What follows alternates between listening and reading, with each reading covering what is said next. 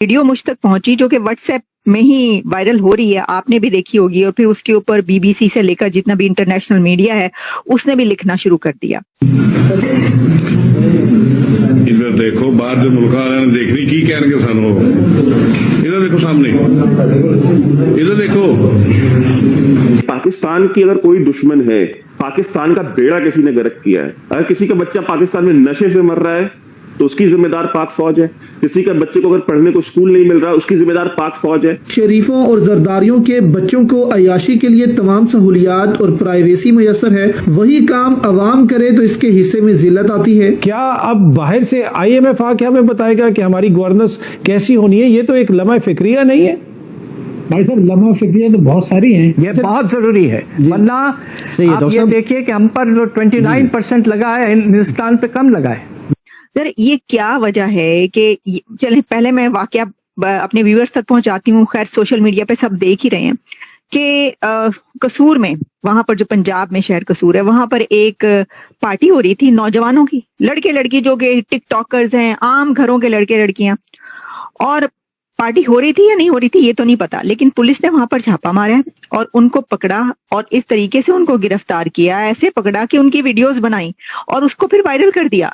और वो आम लड़के लड़कियां हैं और लड़कियों के मुंह दिखा रहे हैं कि बाल पीछे हटाओ, मुंह दिखाओ, ये देखो। उसके ऊपर फिर इतना ज्यादा इस वक्त बाबीला मचा हुआ है। आसिम मुनीर, पाकिस्तान की फौज इमरान खान से NRO मांग रही है और वो इनको NRO नहीं दे रहा।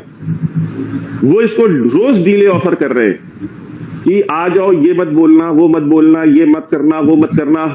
इसको गवर्नमेंट तक देने को बोल दिया उन्होंने। हम लाते हैं टॉक शोज और अनलिमिटेड एंटरटेनमेंट सिर्फ YouTube पर। अगर आपने अभी तक हमारा चैनल सब्सक्राइब नहीं किया तो अभी सब्सक्राइब करें और बेल आइकॉन को क्लिक करके हमारी लेटेस्ट वीडियोस के बारे में अपडेट जानें। कि आप ये क्या कर रहे हैं सर, ये कौन से पत्थर के जमाने में है? डॉक्टर साहब आपका भी तो एक दौर वहां पे गुजरा होगा ना, क्या हमेशा से ही ये है हम वहां की सिचुएशन? जिया के दौर में तो हम सुनते थे, लेकिन अब तो ये 2025 है, तो वहां के नौजवानों को कोई पार्टी करना या वहां पर डांस करना वो भी मना है कि उनको पकड़ा जाएगा इसके ऊपर? सर देखें, एक जमाने में ये पार्टीज जो है एलीट लोगों के अंदर आम होती थी, वो ड्रामा भी करते थे और उनकी रेगुलर पार्टीज होती थी। वहां तक इनकी पहुंच नहीं है। ये जो है ना, ये मॉरल ब्रिगेड जिन्हें कहा जा सकता है, जब से ये ज्यादा आम हुआ है, यानी मिडिल क्लास के लोगों को भी चांस मिला है कि वो खुशियां अपनी मना लें, तो तब से ये गुंडागर्दी मॉरल ब्रिगेड्स की बढ़ गई है। इसमें कोई शक नहीं कि जियाउल हक के दौर में इस किस्म की बदमाशी स्टेट की तरफ से ज्यादा नुमायां हुई। लेकिन आप देखें, जिया साहब की अपनी एक बेटी जो मेंटली कुछ चैलेंज्ड है, हाँ। वो फिल्में बहुत देखती थी, और शत्रुघ्न सिन्हा जो है Indian actor, she was fascinated by him. Zia साहब उनको घर बुलाते थे और घर रखते थे, और वो कहा करते थे कि जिया जो है वो मेरे चचा हैं। उनके जिया के जाने के बाद भी शादियों पे वो आते हैं। तो जहां तक अपने बेटी की एंटरटेनमेंट के लिए ही was willing to do all this, लेकिन आम सोसाइटी के अंदर ये हमारे लोगों में, वैसे तो दुनिया में हर जगह जो होता है कि एक हिपोक्रेसी हमेशा साथ साथ चलती है। मोरालिटी का और हिपोक्रेसी का बड़ा करीबी रिश्ता है। जब आम आदमी वही खुशियां मनाते हैं जो कि अपर क्लासेस जब चाहे मना लें, तो तब इनको तकलीफ और मुसीबत पड़ती है और इनके रीच में आ जाते हैं वो लोग। तो इस पार्टी पे जो इन्होंने वो छापा मारा है, वो अगर किसी मिनिस्टर की फार्म हाउस होता या किसी, तो कभी ना करते।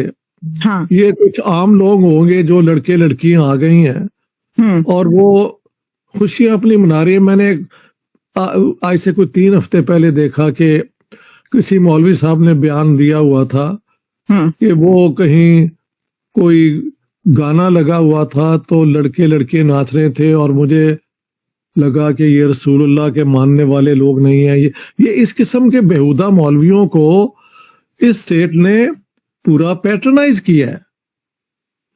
तो अब ये पुलिस वालों को एक मौका मिल गया होगा, अपनी तरफ से इन्होंने अपनी तरक्कियां बढ़ाने के लिए, और जैसे कि आजकल chief of army staff once again conservative Islamic सोच के है, तो इस किस्म के हैरेसमेंट जो है लोगों की, वो मेरे ख्याल से दोबारा अब बढ़ गई है और बढ़ जाएगी।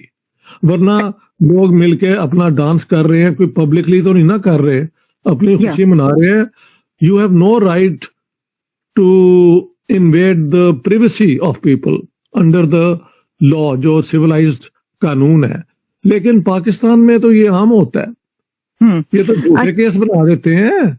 ये तो फिर वहां पे कम से कम वो लड़कियां एंजॉय कर रहे थे, इनको तकलीफ ये थी कि अपने नंबर कैसे बनाए जाए। अब वो पता लगा कि ये इनकी मिस कैलकुलेशन हो गई और सारी दुनिया से इनको लान तान हो रही है। कोई दुश्मन है, पाकिस्तान का बेड़ा किसी ने गर्क किया है। अगर किसी का बच्चा पाकिस्तान में नशे से मर रहा है तो उसकी जिम्मेदार पाक फौज है। किसी का बच्चे को अगर पढ़ने को स्कूल नहीं मिल रहा, उसकी जिम्मेदार पाक फौज है। कोई अगर पानी के बिना मर रहा है तो उसकी जिम्मेदार पाकिस्तान फौज है। अब कल जो है वहां पे रैली निकली है सिंध में, ठीक है, जिसको पीटीआई ने भी ज्वाइन किया, ठीक है, पीटीआई भी पहुंची उनको सपोर्ट करने के लिए। तो ये किसने किया ये काम? ये प्रोजेक्ट चोलिस्तान में सिंध का पानी डाइवर्ट करके जो पानी ले जा रहे हैं और सिंध को बंजर करके और चोलिस्तान को आबाद करेंगे, तो ये किसने ये प्रोजेक्ट का, किसकी पैदावार है? ये किसके दिमाग की उपज है? आसिम मुनीर के दिमाग की उपज है, पाक फौज के दिमाग की उपज है ये। तो पाक फौज ही तो है ना। अगर कल को सिंध में लोग सूखे में मरेंगे या खाए बिना मरेंगे तो उसकी जिम्मेदार कौन होगी? पाक फौज होगी। तो पाकिस्तान की सारी प्रॉब्लम्स, नशे से लेकर के, गुर्बत से लेकर के, महंगाई से लेकर के, हर एक चीज की इंस्टेबिलिटी हो गया, टेररिज्म हो गया, ये टीटीपी, ये डीएलए, ये किसकी वजह से पैदा हुए? नवाज शरीफ की वजह से पैदा हुए, जरदारी की वजह से पैदा हुए, ये इन्हीं फौजियों की वजह से पैदा हुए हैं ना। टैंकर माफिया ये चलवाते हैं, ड्रग्स का बिजनेस ये करते हैं। अब अफगानिस्तान से इतनी सारी ड्रग्स आती है, आज से आ रही है, ये सारी मंशियात का बिजनेस कौन करता है? लाहौर में, कराची में और पाकिस्तान के अलग अलग शहरों में वो जो नशई हैं, वो नशा करके सड़क के किनारे जो पड़े रहते हैं, वो नशा उन तक कैसे पहुंच रहा है? जरदारी अपनी जेब में लेके जाता है देने के लिए, नवाज शरीफ अपनी जेब में लेके जाता है देने के लिए, इनकी मर्जी से जाती है ना। तो उसका बिजनेस करते, उससे पैसा कमाते हैं। इलीगल ऑयल स्मगलिंग करा रहे हैं, बलूचिस्तान से जितना ऑयल स्मगल होता है वो कौन स्मगल करा रहा है? बॉर्डर के ऊपर कौन स्मगल करा रहे हैं? बॉर्डर के ऊपर तो ये स्मगल करा रहे हैं ना। तो देख लेना, मतलब दुनिया भर का पानी स्मगलिंग होती है, मतलब क्या क्या नहीं स्मगल करा रहे। और फिर जितनी भी आपकी इंस्टीट्यूशंस हैं वहां पे, चाहे स्पेस हो, चाहे आप मान लीजिए चाहे ऑर्डिनेंस फैक्ट्री हो, चाहे वो कोई सीमेंट फैक्ट्री हो, चाहे वो एल्यूमिनियम की कोई कॉर्पोरेशन हो, चाहे कॉपर की हो, चाहे गोल्ड की हो, उसका CEO, director, chairman, vice chairman सारे कौन है? ये खुद बन के बैठे हुए। सुपारको आज सुपाड़ी ऑर्गेनाइजेशन बनी हुई है, क्यों बनी हुई है? वो इसलिए बनी हुई है ना, बिकॉज सारे चेयरमैन, सारे डायरेक्टर, सारे यही हैं। फौजी बता रहा है, फौजी डिसाइड करेगा कि स्पेस में वो रॉकेट कैसे जाएगा। तो उस सुपारको का क्या होना है? जो है वही हालत वही होनी। तो आपको ये वीडियो कैसा लगा कमेंट बॉक्स में जरूर लिखिए। इस वीडियो को लाइक कीजिए, शेयर कीजिए, सब्सक्राइब करना ना भूलिए आपके चैनल EFC.Z को। मिलते हैं अगली वीडियो में। जय हिंद।